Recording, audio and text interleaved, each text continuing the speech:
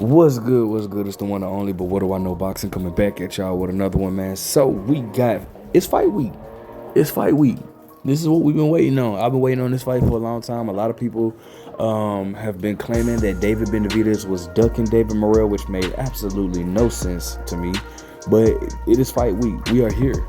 All right, and this is the moment we've been waiting for. So, without further ado, I'm gonna go ahead and give you my prediction on every fight that's coming up. We got Isaac Cruz fighting. We got Jason Rosario versus Jesus Ramos. We got Stephen Fulton versus Brandon Figueroa 2. And obviously, we got the main event, all right? So, as far as the first fight goes with Isaac Cruz, all right? Now, I don't know the guy that he's fighting. I know he has a record of like 23-2 with 18 knockouts or something like that. So, he has a good record. But the only thing about Isaac Cruz is that, man, it's so much that he's lacking. Isaac Cruz, the thing about Isaac Cruz is his stardom came just based off of losing a fight. And a lot of people saw him against Tank. And I don't know if this is something that always tripped me out. A lot of people either just don't want to acknowledge or fail to realize the fact that Tank beat this man with one arm. And you can't say that I'm lying, because Isaac Cruz even said it himself when they asked him. They was like, did you notice that he was only fighting with his he wasn't using his left hand? And Isaac said, yeah, he picked up on that. He noticed that. Tank fought this man with one arm and beat him with one arm. I don't know why people like to act like that fight was a robbery or something. It was a clear victory for Tank. Tank beat this man with one arm. But because Isaac had, somewhat success, I guess you could say that for lack of better words, people tend to think that Isaac was just this, tremendous star.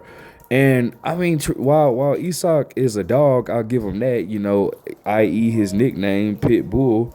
But Isaac has a lot of things he needs to work on. With him being so small, Rayo was able to beat him just based off the fact that Isaac had no jab and didn't know how to set up any of his punches, nor did he know how to close the distance. So this will probably be the only fight that I'm on the fence about, because the reason why I say this, because listen, yeah, we don't know who the other guy's name. We don't know the other guy that he's fighting. We don't know. And matter of fact, I don't even want to disrespect him. Let me look him up real quick.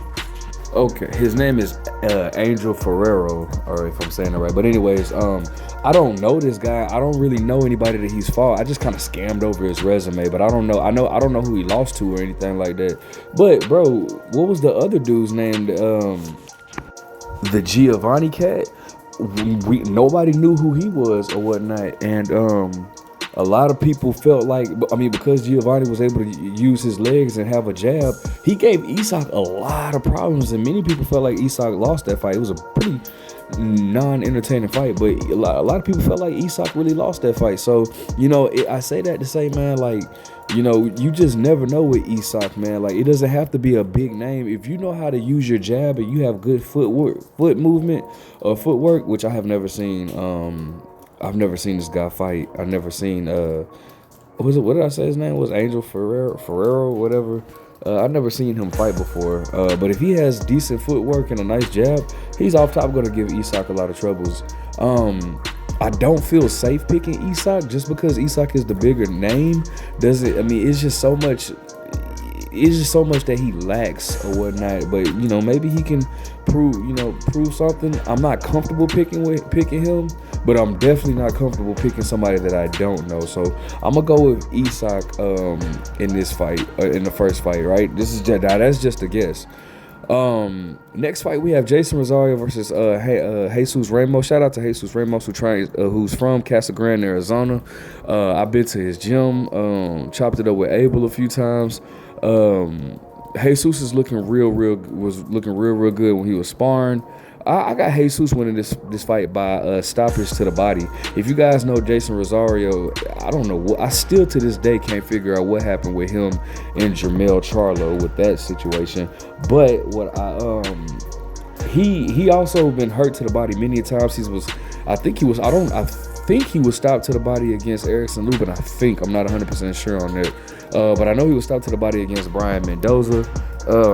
Jesus Ramos, who should be undefeated, I thought that he beat Erickson Lubin. I don't know how they gave that fight to Erickson Lubin, but Jesus Ramos, he's definitely going to put the pressure on Jason Rosario, and that's going to be an entertaining fight because Jason Rosario is not one to back away from pressure. However, I just feel like Jason Rosario has seen his better days. His better days has been in the past of him, and if he can beat Jesus Ramos and actually beat him, then he's revived his career. But I just don't see that happening. I see Jason Rosario beating Jesus Ramos. Hopefully Jason Rosario. I see Jesus Ramos beating Jason Rosario, and hopefully Jesus Ramos can get his revenge on Erickson Lubin. So I got Jesus Ramos winning by I'll say like 6-round TKO to the body. Or stoppage from a body shot. Next up, we got Stephen Fulton versus Brandon Figueroa. All right, now, if you remember, the first fight was I think it was in 2021. Great fight, entertaining fight, close fight. I did think that Stephen Fulton won the fight, but here's my only thing, man. Stephen Fulton has not gotten any better since that fight. And I'm gonna be honest with you, I love him, love Cool Boy, he a cool dude, but if anything, he's actually regressed. He didn't look good in his last fight. That was his first fight after his stoppage from Inoue. He didn't really look good in his last fight. It was actually I don't remember how close it was, but I know he was dropped. He just doesn't look impressive to me. He doesn't look like he's improved any, in my opinion. Just my humble opinion or whatnot. So, if I'm gonna be honest with you, I'm picking Brandon Figueroa, who actually seems like he's been progressing since his fight against Stephen Fulton. In his eyes, he shouldn't even have lost that fight. I thought he lost in a close fight, but Brandon Figueroa feels like he won that fight, and I'm not mad at that. But I got Brandon Figueroa winning the rematch. By decision, or possibly the way Stephen Fulton has been just looking here lately. I wouldn't be surprised if Brandon Figueroa is able to stop Stephen Fulton in the later rounds. It's just Stephen Fulton he's not been looking all that good to me, man. So I got Brandon Figueroa winning in a rematch, and so far I got Isaac Cruz. That's a guess though. Don't hold me to that. Whether he wins or not, I can't really take credit on that. But I got Jesus Ramos winning. I got Brandon Figueroa winning, and then now, of course, in the main event. Oh my goodness, what a great fight this is gonna be! You know what? I'm gonna tell you something. I can honestly see David Benavidez getting dropped in the beginning of the fight. David Benavidez is going to have to adjust. He's going to have to make a few adjustments to David Morrell. And I see David Morrell winning the first part of the fight just based off the fact that David Benavidez pretty much takes what was given to him, or takes what he can get, and he'll wear you down. He'll definitely wear you down. I see David Morrell. David Morrell is very wide with his punches.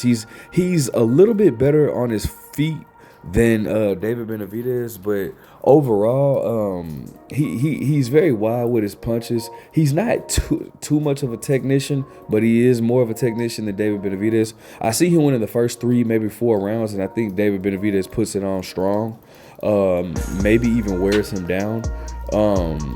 But I see David Benavidez pretty much winning this fight 116 to 112 on the scorecards, if not a late stoppage. If he, I don't think that he'll stop David Morrell early, but I do see him stopping him in the late. I can see him stopping him in the late rounds, but I think David Morrell will make a very hard fight for David Benavidez. And I even think that he will drop David Benavidez in the first 4 rounds. Somewhere in the first 4 rounds, I can see him dropping David Benavidez. So that's my prediction for the fight card. I'm super excited, man. I hope you guys are too. This is definitely, I already ordered the fight. This is definitely a fight card worth watching. So again, my prediction is Isak winning. I got Isak winning by decision. I got Brandon Figueroa winning by decision or late round TKO. I have Jesus Ramos winning by body stoppage, a stoppage to the body. And I have David Benavidez winning by unanimous decision, 116, 112, or 8 rounds to 4. However, if there's a knockdown, I'll just say 8 rounds to 4. Let me know what you guys think. Make sure you guys like, comment, subscribe, drop your prediction. But what do I know?